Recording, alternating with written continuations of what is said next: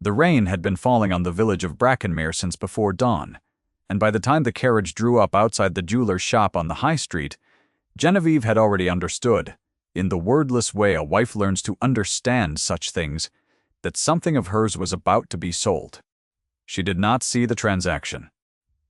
She sat in the cold front room of the lodgings her husband had taken for them above the saddler's, with her hands folded in her lap and her mother's silence somewhere inside her chest, and she watched the water run down the small window in long gray threads.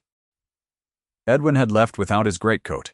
He had taken instead a small object wrapped in a square of flannel, and he had not met her eyes when he closed the door. She knew which object it was before she opened the drawer to confirm it. The drawer was empty.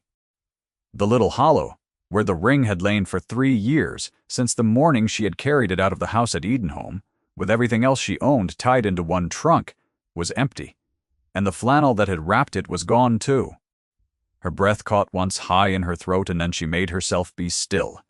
That was the thing the season would never have credited her with, had the season troubled itself to look.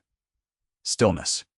To the people of Brackenmere, to the gentry who took the waters and the tradesmen who served them, Genevieve Carmody was a faded woman married to a charming man, a quiet creature of no fortune and less consequence, the sort one nodded to without remembering her face. They had decided, on the strength of a worn pelisse and a husband who laughed too easily, exactly what she was worth. They were wrong about almost everything, and they would go on being wrong for some time yet. The ring had been her mother's, and before that, her grandmother's. It was not a grand thing.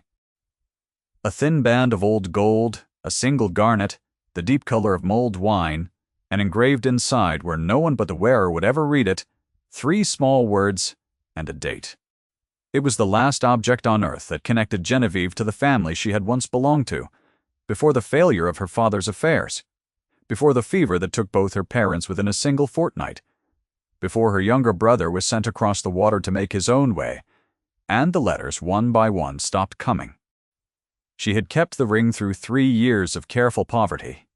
She had kept it when Edwin's debts pressed close and his temper pressed closer. She had told him plainly that it was the one thing she would not part with, and he had smiled and agreed. And now, it was gone. Let me tell you what kind of man Edwin was, because the whole of what follows turns upon it. He was a handsome man of 32, with soft hands and a quick tongue, the youngest son of a clergyman, raised to expect more than he was given and trained for nothing that might earn it. He had married Genevieve 4 years past, in the lean season after her father's death, when she was 23, and grateful for any roof at all. He had told her he loved her, perhaps. In the thin way such men love, he had. What he loved more was the prospect she carried, without knowing she carried it. And the woman behind that prospect, who knew the law and the ledgers better than he did, had become an inconvenience he could not quite name. When Edwin returned that evening, his coat was dry, which meant he had not walked far, and his color was high, which meant he had stopped at the Heart and Anchor on the way home. He set down a small purse on the table between them. It made the soft, heavy sound of coin. £8, he said, from Mr. Wickenden, a fair price. All things considered, Genevieve looked at the purse and did not touch it. You sold my mother's ring for £8. I sold a ring, Edwin said, to keep us out of the sponging house. You will thank me when the rent is paid. He poured himself a glass from the bottle on the shelf. It was only sentiment. We cannot eat sentiment, my dear. She might have wept. A younger Genevieve, the girl from Edenholme who still believed the world owed her a fair accounting, would have wept and been called hysterical for it. This Genevieve folded her hands again and asked, in a voice level as still water, only one question: to whom did Mr. Wickenden mean to sell it? And Edwin laughed. How should I know? A stranger took it not an hour after I left it. A gentleman lately come from the East, Wickenden said, with a taste for old gold. And money to burn, good riddance to it. He drank. You are well rid of the past, Genevieve. We both are. What Edwin did not know, what neither of them could have known, as the rain went on falling over the slate roofs of Brackenmere, was that the stranger who had bought the ring an hour after it crossed the jeweler's counter had read the 3 small words engraved inside the band and the date beneath them, and had gone very white, and had stood for a long moment in the middle of Mr. Wickenden's shop with the small cold thing in his palm, as though it had spoken to him in a voice he had not heard in 11 years. His name was Nathaniel Audley, and he was Genevieve's brother, and the village did not yet know he had come home. To understand why a thin gold ring could undo so many careful arrangements, you must go back with me, just a little, to the house at Edenholme as it had been before the failure. It stood in a fold of green Wiltshire country, a plain, square manor of grey stone with a walled garden her mother tended and a library her father loved, past the point of prudence. Audley had been a name of small but honest standing in that part of the country for 4 generations. There had been money once, not a great deal, held in a trust drawn up by Genevieve's grandfather for the benefit of his descendants, the kind of careful settlement that kept a modest family from ruin across the turning of fortune. Genevieve had grown up reading in that library, beside her father, learning the shape of a settlement and the meaning of an entail at an age when other girls learned only to sketch and to dance. Her brother had grown up restless, climbing the garden wall, longing for the sea. When their father's speculation in a canal scheme collapsed, the visible money went first, and then the house, and then, with terrible swiftness, their parents themselves taken by the same low fever, within 14 days of one another, in the autumn of the year Genevieve turned 20. Nathaniel, 2 years her junior, and wild with grief, had quarreled bitterly with the cousin appointed their guardian, and had taken a berth on an East Indiaman before the year was out, swearing he would come back rich enough to buy Edenholme twice over. He had written for a while. The letters had come from Madras, and then from Calcutta, growing further apart, and then a single letter had come from a stranger, reporting that the young Mr. Audley had died of a wasting sickness up country, and that letter had broken something in Genevieve that did not mend. She had been alone in the world at 21, with a trust she could not touch until certain conditions were met, and into that solitude had walked Edwin Carmody with his easy smile and his clergyman father, and his promise of a roof. She had not loved him. She had told herself that gratitude would do. For 4 years she had made gratitude do, and the trust had sat untouched and unmentioned, because the conditions of it required 2 living Audley heirs to claim the principal, and only one of them remained alive. Or, so the document said. It was Lady Hortensia Quayle who had arranged the marriage, and it was she who had drawn the documents, and Genevieve in 4 years had never once let herself look squarely at what that meant. Edwin's aunt was a widow of large fortune and larger ambition, a tall, upright woman of 60, with a voice like a dropped lid and a habit of speaking of her dependents, as though they were items in an inventory she had every right to amend. She had taken an interest in Genevieve's marriage that had always seemed to Genevieve a little too warm to be kindness. She had pressed Edwin's suit. She had paid for the wedding clothes. She had, in the very week of the ceremony, produced a man of business to settle the bride's small affairs, and Genevieve, grieving and grateful and 23, had signed where she was shown to sign. She thought of that signing now, 3 years on, in the cold room above the saddler's with 8 pounds of coin going untouched on the table and her mother's ring gone to a stranger from the East. She thought of it, and for the first time in 4 years she let herself finish the thought. She had always turned away from Lady Hortensia, had not wanted a wife for her charming nephew. Lady Hortensia had wanted the Audley trust, and to have it she had needed Nathaniel to be dead, and the letter reporting his death had come. Genevieve remembered with a slow, cold clarity, addressed not to her, but to the old lady's man of business. She did not sleep that night. She sat by the cold grate and turned the whole of her marriage over in her hands like a coin she had carried too long to see clearly. And somewhere across the dark village the stranger from the East sat likewise sleepless, the ring closed in his fist, asking the jeweler's boy in the morning where the gentleman who had sold it might be found. There was a third sleepless household in Brackenmere that night, and it was the great one. Brackenmere Hall stood above the village on its low green hill, and in its library, among the leather book-spines and the dying firelight, the Earl sat with a ledger open before him and did not read it. His name was Lucius, the 7th Earl of Brackenmere, and he was 34, and the village had decided some years ago that he was a cold man. They had their reasons. He did not laugh in company. He did not flatter.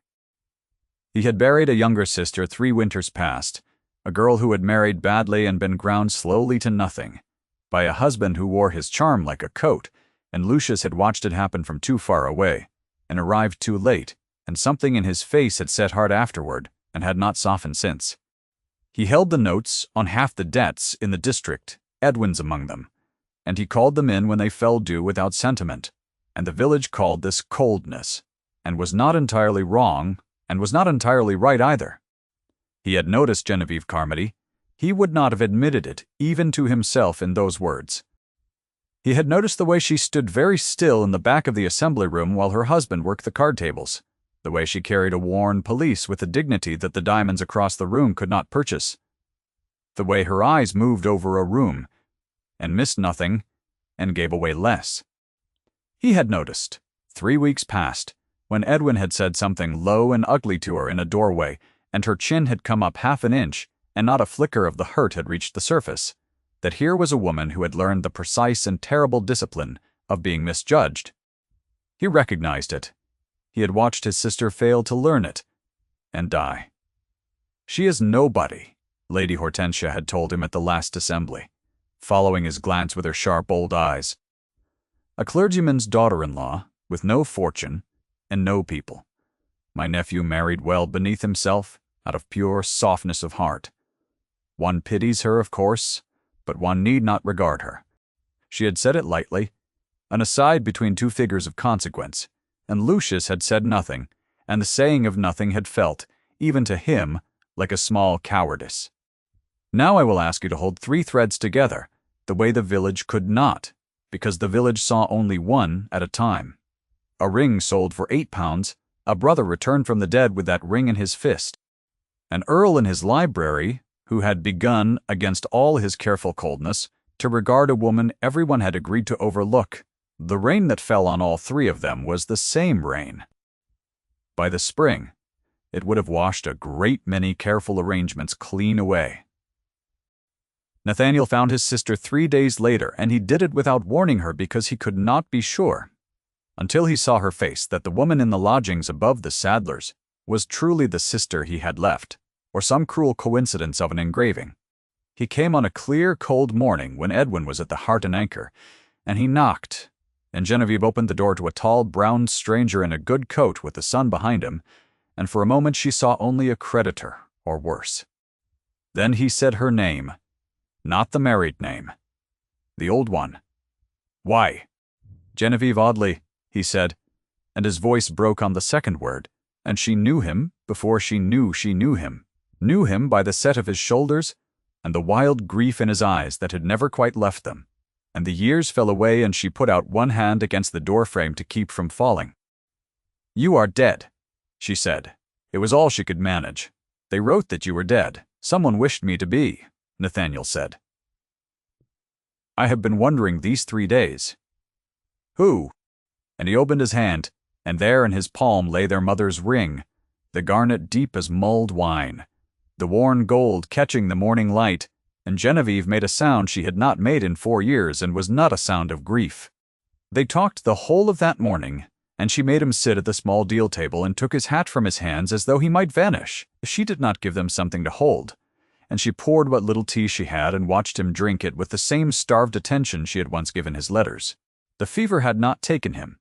It had taken the man in the next bed, a Plymouth cooper named Hewson, and a tired clerk had crossed the wrong name in a ledger and entered Nathaniel's where Hewson's should have stood. And by the time the error came to light, Nathaniel had moved up country into the service of a merchant house, and the world had stopped expecting to hear from him at all. He told her how he had carried a brass button from their father's coat in his breast pocket for 11 years, and how he had climbed every garden wall between Madras and the hills, and how he had meant every single year to write the long letter that would bring her out to him, and how every single year the year had eaten the letter. He had prospered. He had prospered greatly, in the slow grinding way of a man with nothing to lose and a fury to spend, indigo and saltpeter, and the patience of a man who could not go home, and he had come back at last, not to buy Edenholm, but to grieve at his sister's grave, for the last letter he had received, 2 years stale, had reported Genevieve herself dead of a decline. That letter, too, had come from Lady Hortensia's man of business. She told the world you were dead, Genevieve said slowly. And she told me you were dead, and she told you the same of me. She unmade us both on paper, so that there should be no living Audley to claim the trust, but the one she held in her own hand through Edwin. The shape of it stood up before her at last, entire and hideous, and she was astonished to find that what she felt was not despair, but a cold and steadying clarity, the feeling of a long sum finally reckoned. Nathaniel. The settlement requires 2 living heirs. With both of us dead in the records, the principal would fall, after a term of years, to the trustee's discretion. And the trustee, since the week of my wedding, has been Lady Hortensia's man. Then we are not dead, her brother said, and we will prove it. He said it the way he had once said he would buy Edenholm twice over, and Genevieve, who had learned what such confidence was worth, did not answer at once. It will not be so simple, she said. She is not a fool.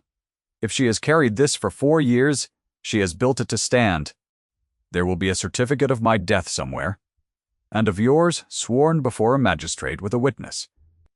She has bought, she will not have left the timber rotten. We must find where it is sound and where it is not. And we must do it before she knows you breathe. This was the woman the season had agreed to overlook.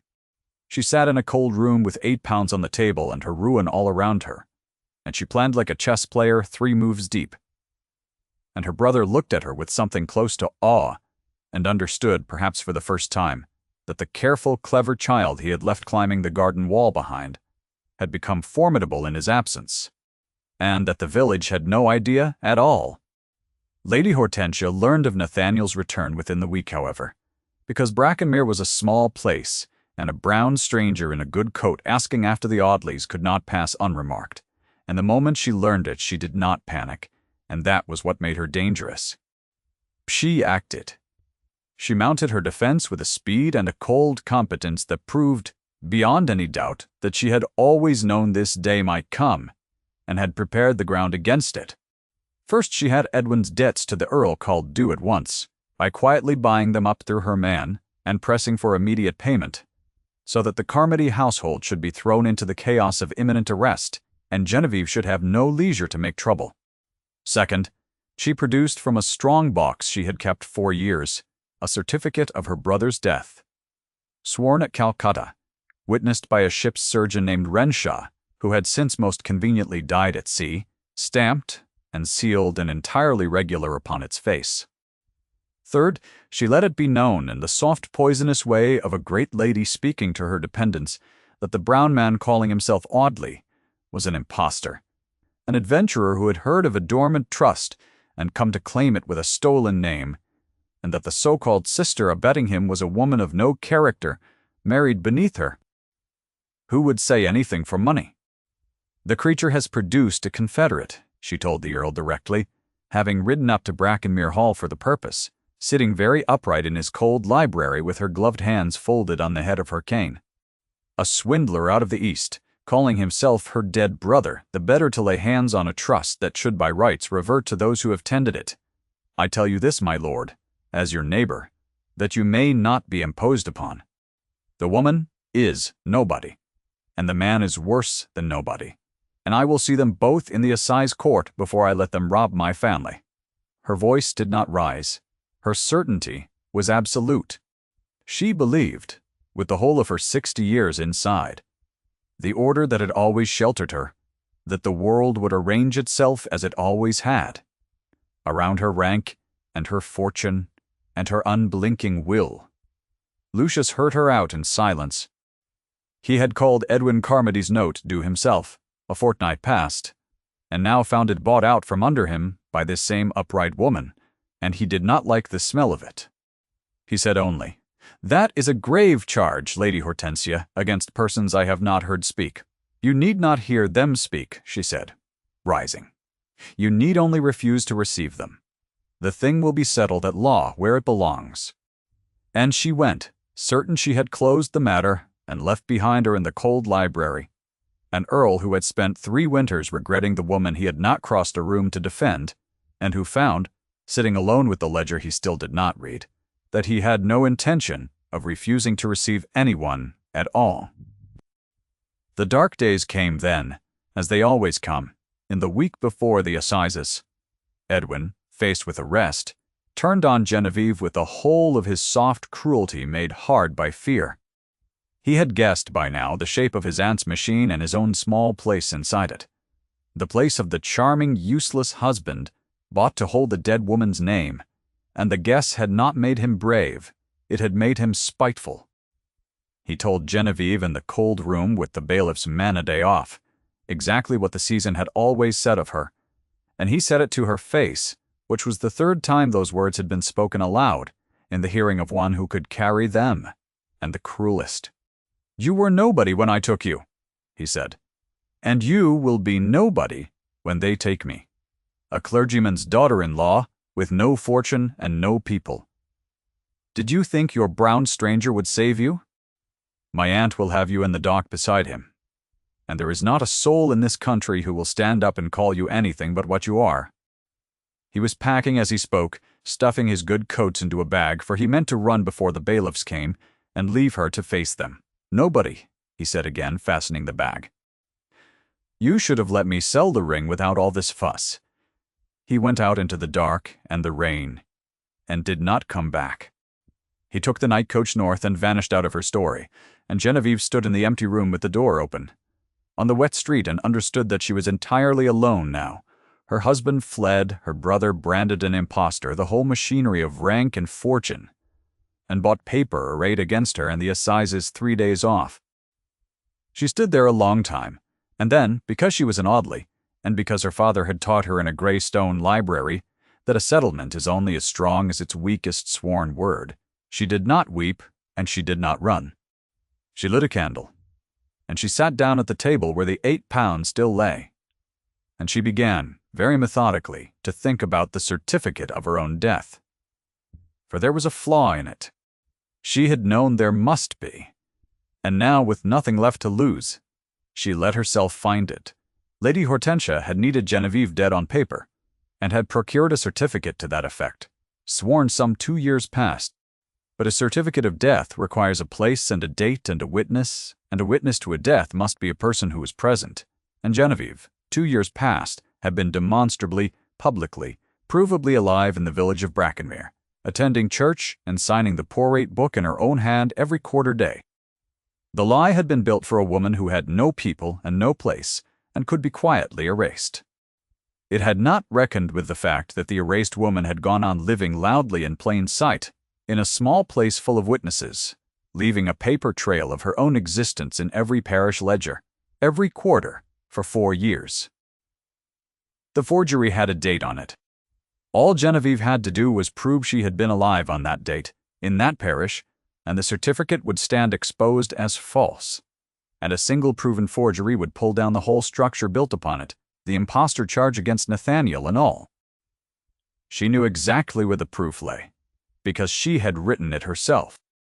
The poor rate book of the parish of Brackenmere, kept in the vestry, recorded in her own clear hand the small charitable subscription she had made every quarter day from her own slender means, a few shillings to the relief of the village poor, entered and signed, and dated, including on the very quarter day named in her counterfeit death. She had been generous in her poverty, quietly, for 4 years, asking nothing and being noticed by no one.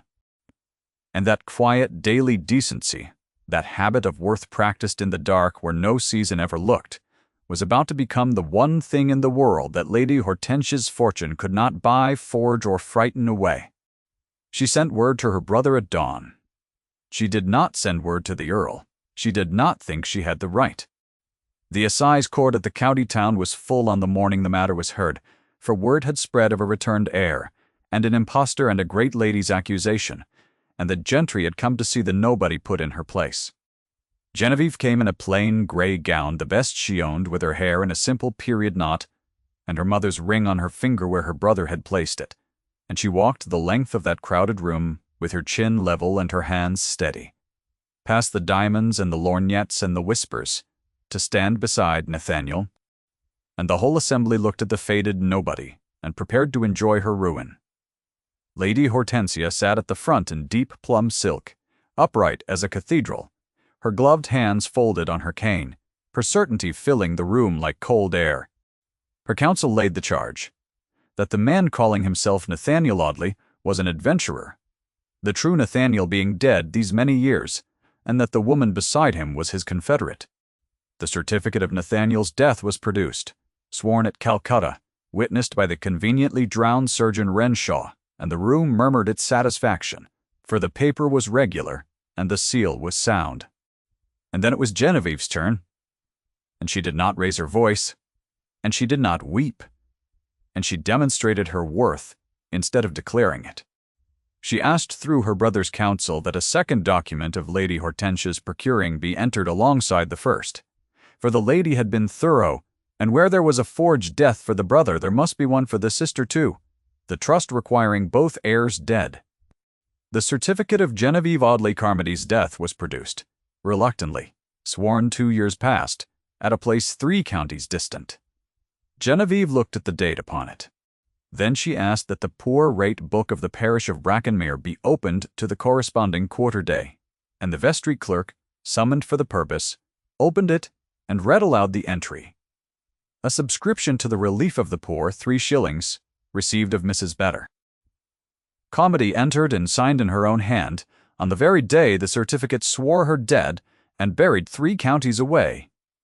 The room went very still. The clerk read the date again, because the counsel asked him to. The same date stood in both documents, the forged death and the living signature, and a woman cannot be buried in one county and sign a parish book in another on the same morning. And every soul in that court understood at once that one of the 2 papers was a lie, and that the lie was the one with Lady Hortensia's strong-box behind it. It was Genevieve who had found it. It was Genevieve's own quiet charity, given in poverty, and noticed by no one, that had left the indelible mark the forger could not have known to account for. The proof was not luck, and it was not rescue. It was the visible residue of 4 years of a worth the world had refused to see, and now the world saw it all at once in a parish clerk's flat reading voice, and could not look away. Lady Hortensia rose. For the first time in the memory of anyone present, her certainty cracked. "The book is mistaken," she said, and her voice, that dropped, lid voice that had ordered the world about for 60 years, came out thin. "The clerk has erred. A wrong date. A slip of the pen."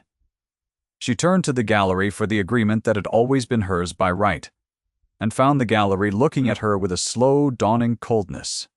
"She is nobody," she said, and it was almost a plea now, the 4th voicing of the word and the last, and it fell into the silence and died there because everyone in the room had just watched the nobody do the one thing none of them could have done, and the word had lost its meaning in their mouths. The forged certificate of the sister's death pulled down the forged certificate of the brother's, as a single rotten timber pulls down the frame.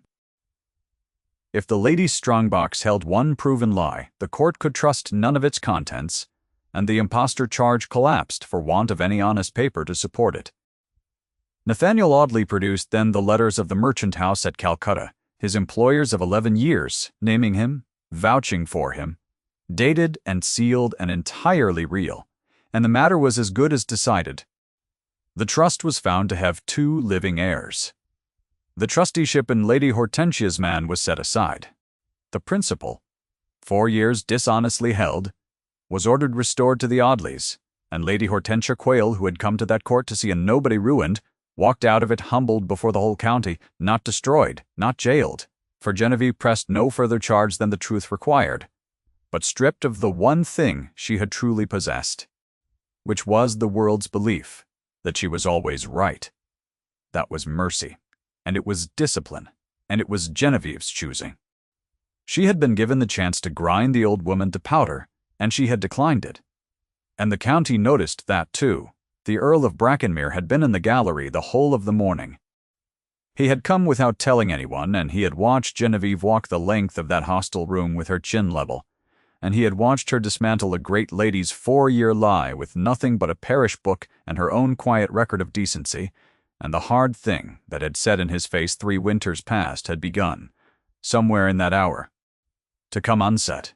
He found her on the steps of the assize court, afterward in the thin spring sun, while the county streamed past her and did not quite dare to speak to her, yet the verdict being too new, and her changed fortune too strange. He crossed the steps to her openly, in the sight of everyone who had come to watch her fall, and that crossing was the whole of his declaration, for a man of his rank did not cross a crowded public step to a woman of no consequence by accident. He stopped before her and bowed, not slightly, but fully. The beau one offered an equal. "Miss Audley," he said. He used the old name, her own name, restored to her that morning, and he said it clearly enough for the nearest of the county to hear. "I knew your brother's claim was honest before the clerk read a word. I had already written to Calcutta myself. I should have crossed a room to say so 3 weeks ago, and I did not, and I have come to do it now." It was not a long speech.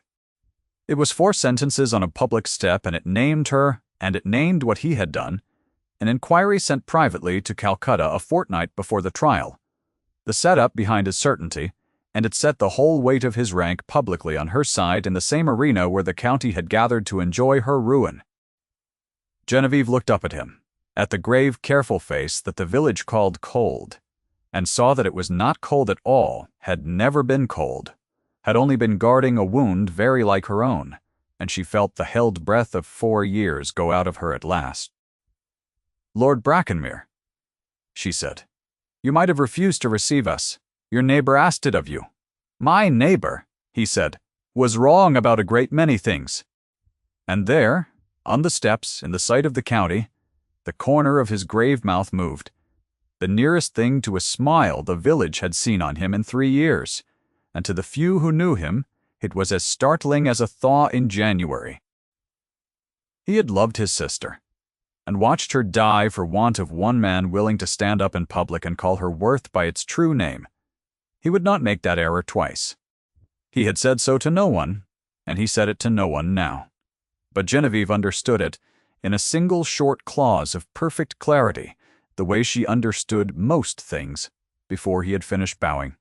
The spring came on warm that year. The trust restored, the Audleys did not in the end buy back Edenholme, for Genevieve found she did not want the house where her parents had died, and Nathaniel found he had grown into a man who looked forward rather than back. He took a property of his own in the next county, and prospered there as he had prospered in the East, and he came often to Brackenmere, and he never once let his sister forget that he had found her again by the deep red gleam of a garnet across a jeweler's counter, the one thing her husband had thought worthless enough to sell. Edwin Carmody did not return. 2. Word came by the slow channels, such word travels, that he had died of a low fever in a northern town within the year, alone, in lodgings as cold as the one he had left her in, and Genevieve, when she heard it, was quiet for a long while, and then went out into the garden, and felt only the old grief for the boy his clergyman father had failed to raise into a man. She did not hate him. She had never quite had the energy to spare for hating him, and she did not begin now. A year and a day after the assizes, in the warm autumn light, she married the Earl of Brackenmere, in the small grey church in the village, in a gown the color of cream, with very few people present and none of them there to watch a nobody, and the county, which had been so sure of her worth, wondered revised its account of her entirely, and pretended it had always known. Lady Hortensia Quayle lived out her years in reduced consequence at her own house, received by fewer and fewer, and was once heard, late in her life, to say of the Countess of Brackenmere that she had always thought there was something uncommon in the girl, and no one who heard her quite believed it, and it did not matter, because Genevieve had long since stopped needing the old woman's belief, or anyone's. On a winter evening, in the first year of her marriage, Genevieve sat by the fire in the library at Brackenmere Hall, among the leather book spines and the warm candle glow, with her husband across from her reading. And she turned her mother's ring on her finger, the thin band of old gold, the garnet deep as mulled wine. The 3 small words, and the date engraved inside, where no one but the wearer would ever read them. They were her grandmother's words, given to her grandfather, and they meant, in the plain language of an older and kinder generation, simply that she was known and held, and not alone. She had carried the ring out of Edenholm through 4 years of cold and silence and contempt, and a man who could not see her worth had sold it for £8 to a stranger in the rain, and the stranger had turned out to be the brother she had wept for as dead, and the ring had come home to her finger, and so after a long absence had she... The fire settled. Lucius looked up from his book and found her watching the flames, and reached across the small distance between their 2 chairs, and closed his hand warm over hers and over the worn gold beneath it. And neither of them said anything at all, because nothing needed saying, and the snow came down soft and steady on the dark hill outside, over the village that had been so very wrong about her, and over the lit window where she sat at last among her own.